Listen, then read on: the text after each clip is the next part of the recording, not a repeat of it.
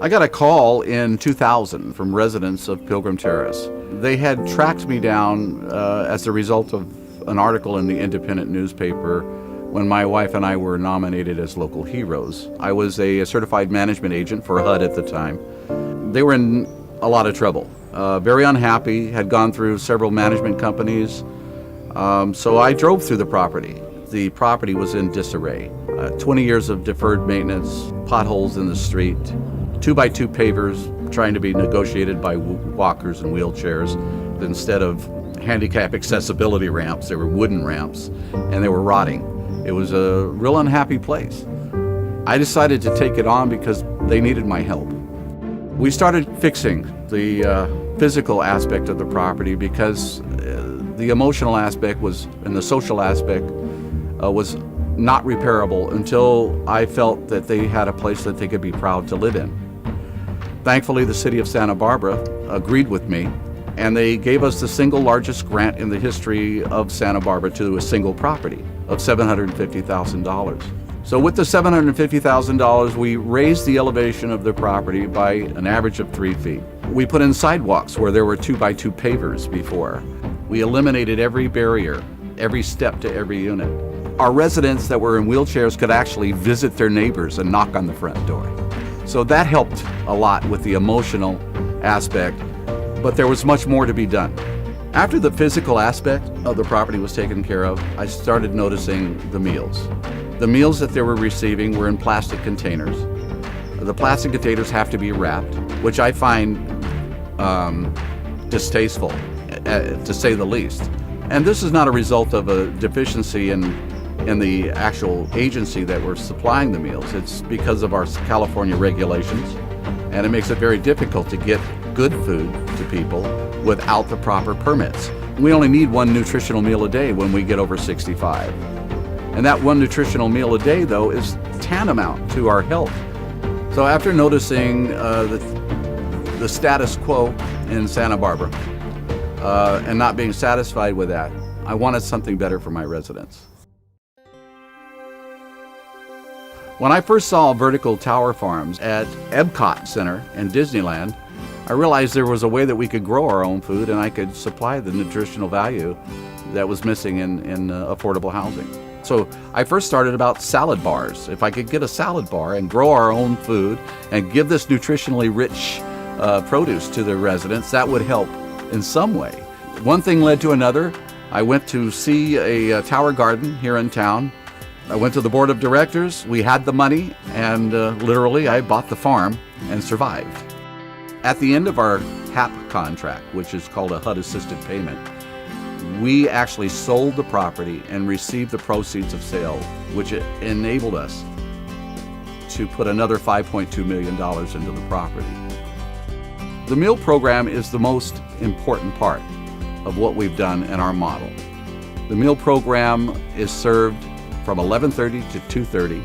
All 90 of our residents eat for free. We are becoming the place to be. We have a suggested donation of $5. This helps my residents because it stimulates them as well.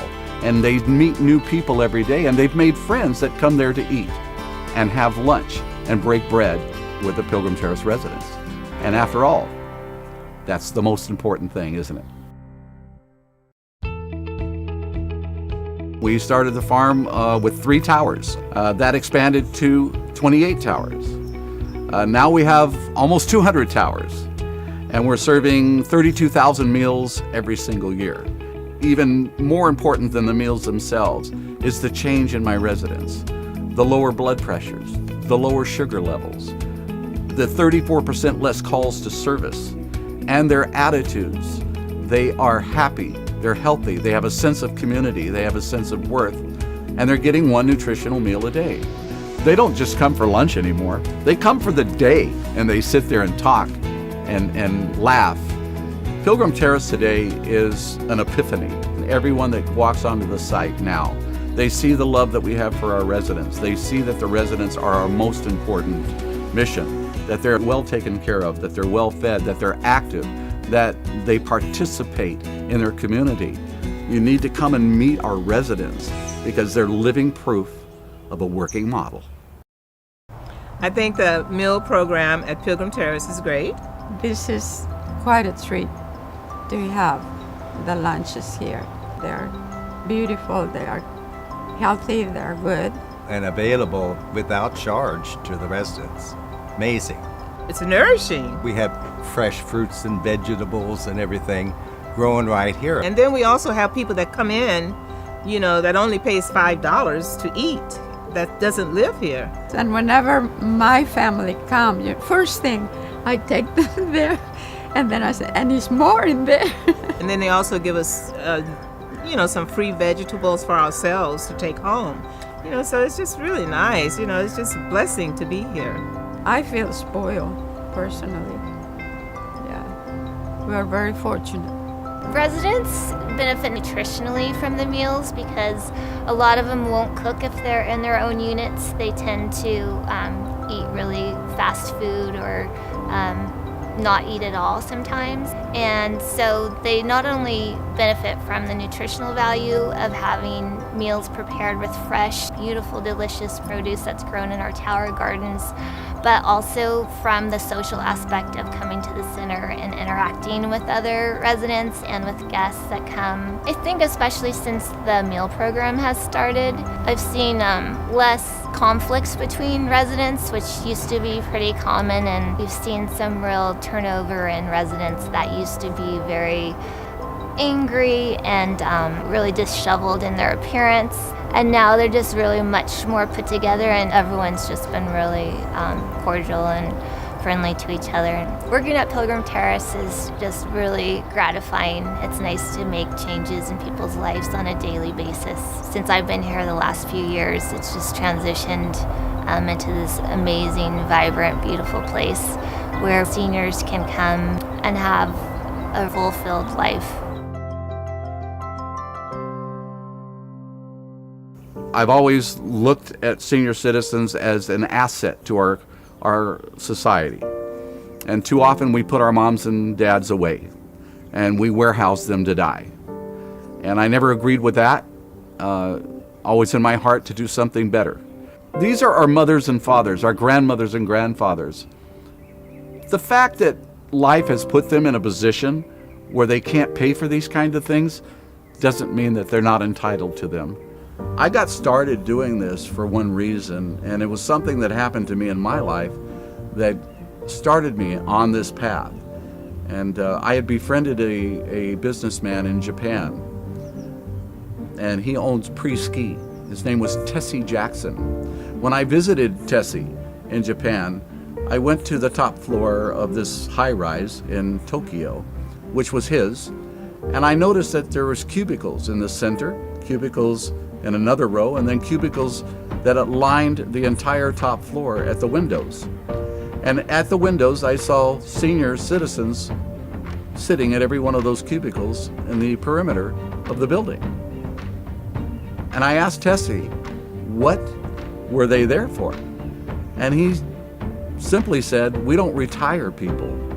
We utilize their experience and knowledge. And when I have a problem with one of my new people that are in the inner circle, they go to the outer window watchers, and that's what I call them, window watchers, and they help solve that problem. That's what we need to do in this country, is to tap in to the resources, the knowledge, and the wisdom of our senior population. Make them feel worthwhile, because they are. They are worthwhile. And that's my dream, is to make them more important, to give them a feeling of self-worth so they can help our kids and our children and help us to be better parents. The process starts with our seedlings. Plants will remain in the seedling stage for anywhere from 2 to 4 weeks before they become more mature plants and are ready for transplant or harvest. The towers are vertical hydroponic systems that are on a 20-gallon reservoir with a submersible pump. It's a soilless system, so the roots are suspended in air inside of the tower. So there's no sort of medium or substrate inside of the actual physical tower. So we supplement and add the nutrients to the system.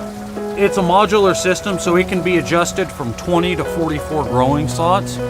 So on average, that produces between 40 and 44 heads of lettuce from start to finish, it's anywhere from 5 to 8 weeks. So the largest benefit to this system and systems like it are its water conservation and space conservation. So living in an urban drought-stricken environment, I think it's more imperative than ever that new and innovative ways are found to produce food a little bit closer to home. So typically we use about 10% of the space that a farm our size would use to produce in a conventional method. Water saving averages, from 40 to 70% less water than our conventional counterparts. So our farm team is comprised of mission-driven people who are passionate about farming and serving our community. We have a CSA program, which is a community-supported agricultural program, where we actually enlist the help of members who are restaurants in our area. Their membership is predicated on the amount of money that they spend already in their produce needs. In return, they get rich, locally grown produce, and we use that money to pay for our program and to sustain our nonprofit. We deliver 3 times a week, so every Monday, Wednesday, Friday. We start at 7 a.m. and we begin by harvesting and distributing to our members based on their needs and expenditures. Because of the hydroponic technology that we're using, all produce is delivered living. It can remain living for a week or more. So instead of processing or using any single-use packaging, we actually deliver a living produce to their site in reusable bins. Typically all surpluses are distributed amongst our CSA members or donated to other nonprofits in the Santa Barbara area. We do work very closely with one nonprofit organization called Veggie Rescue, and their whole model is about rescuing food that would otherwise go to waste. So they glean from other farms, and we try to support them with donations of greens. A lot of people now call it the Terrace, which is the foundation that we formed in order to give back to the community. So we have an inward nonprofit, which is our model, but an outward-faced foundation that wants to help the rest of the community and help other nonprofits. We realize that there's a funding deficiency in nonprofits now, and that the larger foundations are giving less money because they're making less money. We need to be, as nonprofits, entrepreneurs. We need to be self-sustainable and as close to self-sustainable as we can. One of the goals of the Terrace Foundation is to increase the availability of food in at-need communities. One way we're doing that is by granting remote farms and training these communities on how to best utilize and produce their own food on site. When we offered to duplicate our model at the Mental Wellness Center, our team of gardeners went over there every single week and trained them and helped them grow and helped them harvest. They adopted the gardens as their own. They took them on as their own. They were there for every training. The commitment by the staff and the management staff was unparalleled. And where they once gathered around to puff on cigarettes and smoke, now they gather around the towers just to watch it grow. It was absolutely phenomenal. It was so well accepted and so well managed by the staff at Mental Wellness Center that we actually awarded the towers to them because they are utilizing every single plant that they grow. So this is the benefit and the happiness that we get from a working model that we actually were responsible for. Working with the team at the Pilgrim Terrace flagship farm has been an amazing experience for our staff and our kitchen. Every day we feed between 70 and 80 people at the Fellowship Club. We feed a warm, nutritious lunch. And with the fresh produce and the herbs and the vegetables that we harvest, we're able to supplement the food that we get from the food bank, and the kitchen has so much more flavor and nutrition to feed our clients. So any organization that is interested in duplicating our model, we supply the complete expertise on how to set up the farm, how to maintain the farm, what to do during the course of an average 6-month period. So for 6 months, we give you all the technical assistance you need, and it's hands-on. We actually come to your location. We help you take care of the farms. We train you every single step of the way. When you have your first harvest, we supply the seedlings to replace for a new harvest. So what we do is rotate those harvests. So we rotate it 3, 3, and 3, and we leave one tower for you to have fun with. So the 3 towers will be always harvesting, growing, and planting. As you plant, you need to get the seedlings from us, which is part of your membership. What we're trying to do is form an umbrella, a collective body of people of like minds who realize how important our mission is and our movement. Those people are our members. We become a family that have tower farms that create nutritional food for people in need. Children are the gateway to the future. We all know that. And if you teach a child about nature, you teach them to nurture. When you teach them to nurture, it appeals to our better nature. We've run over 1,000 children through our tower garden. We've worked closely with the La Cumbre Middle School. We've run, I'd say 700 of those students came through our garden already, and they're still coming every single day. They're learning about growing. They're learning about harvesting. They're learning about sharing. There are curriculums already written and available through us on math, weights and measures, geography, geometry. All of these things can be taught through the towers, along with horticulture and how to grow your own food. When the children see the tower gardens and visit the tower garden, it's like a new world to them. They're excited. I see a sense of joy. And there's always something about children, because I'm kind of a kid myself. I loved it when I knew something that my parents didn't know. That's an amazing thing to give to a child. So what happens is, when they grow something, they eat it. When they eat it, they want to share. They want to say, look what I've done, look what I've learned. It gives them a sense of pride. And they tell their grandmothers and their mothers and fathers about it. In the poorest city, a part of Bronx, they started this program with children, the aeroponic gardens. The children started growing. They had a 40% success rate when they started 5 years ago. Now 5 years later, 5 short years later, you have those students in 20 different countries teaching other children how to grow food. One of my experiences with the Turner Foundation, they were giving a Christmas dinner. So what we did is we donated 5 towers specifically for the purpose of growing the vegetables and the greens that they would be serving at the dinner. And the kids actually got to plant, they actually got to nurture. Every Friday they would come and take care of the plants, make sure that they were growing properly, make sure there was no problems. And then at the harvest, it was absolutely amazing. So they got to harvest what they planted. They saw the results of what they were doing, and then they got to serve it to their mothers and fathers for Christmas dinner. It was absolutely amazing.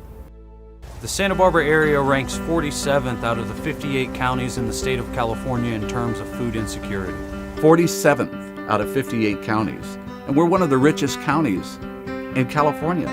Our deficiency right now is 53% in the Latino population. Children under 15 are obese or they're pre-diabetic. That's not acceptable. If you look at the underserved population, 65% of them are food insecure. 35 to 85% of our senior citizens are suffering from malnutrition. And that's even in limited care facilities. Too long, we have cut services to the most vulnerable in our society. And there's no excuse in this town to do that. No one in Santa Barbara should be hungry. No one should be suffering from malnutrition. And not just in Santa Barbara, but all over California, all over the United States.